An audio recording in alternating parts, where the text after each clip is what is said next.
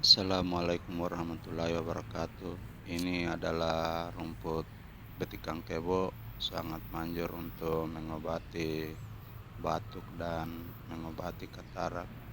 Cara untuk mengobati batuk yaitu diambil sedikit daunnya lalu dimakan dengan sedikit garam, dikunyah-kunyah dan ampasnya dibuang, cairannya ditelan. Dan cara untuk mengobati katarak adalah diambil sedikit getahnya baru diteteskan ke mata secara berturut-turut selama 3 bulan setiap hari. Dan alhamdulillah rabun saya mulai berkurang sejak saya agak sering teteskan ke mata saya dan alhamdulillah sayangnya saya jarang teteskan di mata, jadi yang rajin teteskan ke mata insyaallah rapunya bisa sembuh dengan